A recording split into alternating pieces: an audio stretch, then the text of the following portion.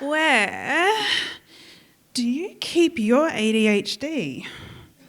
Do you lose it in a pocket? With a coin, a bus pass, a bookmark that you are never going to remember? But what's so bad about dog-eared pages anyway? Everybody loves dogs.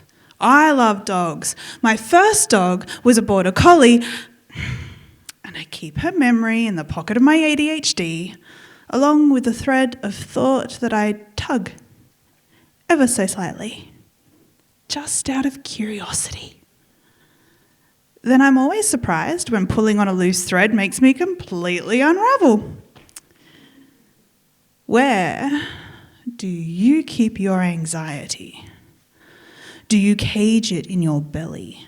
A ravenous beast gnawing itself inside out, growing stronger as you grow weaker, sicker, as if opening your mouth too wide is invitation for the beast to come galloping up your throat, even as you silently scream for the world to look away. Where do you keep your imposter syndrome? Do you hide it behind a microphone and a spotlight? Stand on stage and hope that nobody sees the doubt behind the poem? Critiquing every word you think so cruelly that sometimes you do not allow them to take shape in this world. Your budding creativity pressed between the pages of tomes worthy of being read. Until one day you're left with the desiccated memento of a flower you did not allow to bloom. Where do you keep your tisms? Do you trap them behind your teeth, lips peeled back in a smile, rehearsing conversations before they happen so they feel natural? Looking at the freckles below a person's eyes, uncomfortable in this guise, but skin suits don't have zippers. Where do you keep your difference? Do you wear it in painted skin? Seaweed hair op-shop bargains, desperately trying to make the inside and outside match. Told to be yourself, but don't be too much. Told to use your voice, but don't be too loud. Told to pay attention to what? Where do you keep your neurodivergence? Unfortunately for my kids, I kept mine in my jeans. Not the most comfortable of places to put it.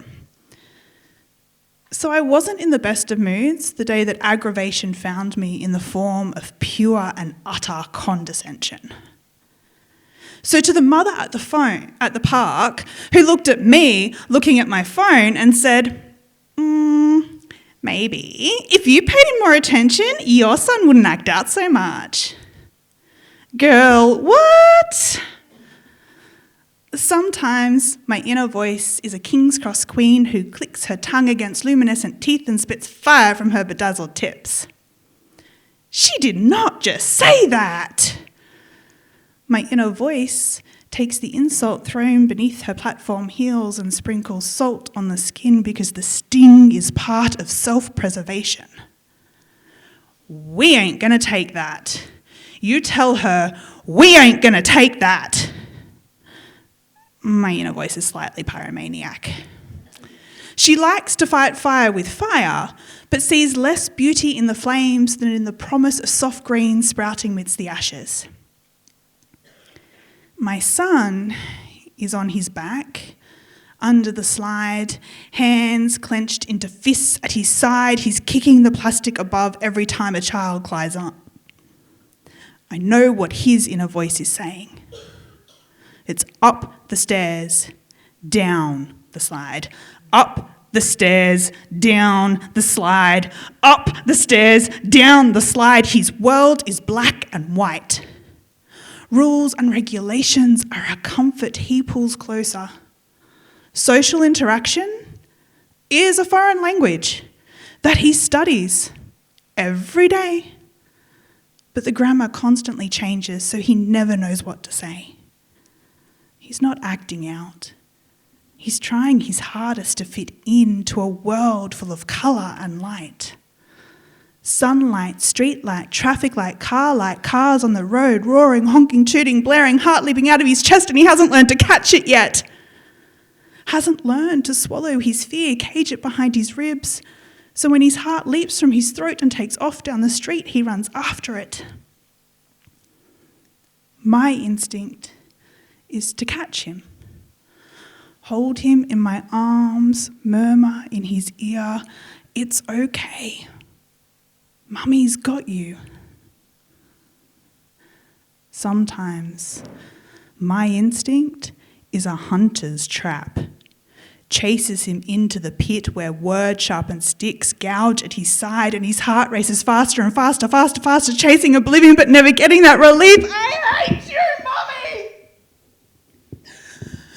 He remembers everything. Cries his apology into my shirt, and it is only when he is broken that my arms are a comfort and I can hold him. And my inner voice stays quiet. She knows I'm exhausted by the daily battle with my instincts, reining them in for the sake of my son. She knows I've no strength for fighting some random at the park, so she stays silent, stays inner.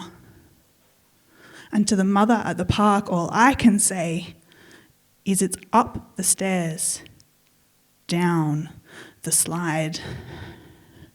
No, actually there is more that I can say while I'm at it. Where do you keep your empathy? Do you save it for social validation from an algorithm that sends thoughts and prayers? Or do you daily plant the seed, water it with love and watch it grow to sustain others? Where do you keep your patience? Do you trap it in the trickle of an hourglass lasting only till the last grain falls? Or do you hold it close to your chest? Deep breaths that fill your lungs with peace and calm. Where do you keep your compassion, your understanding of others? Do you wear it in slogan t-shirts and empty words?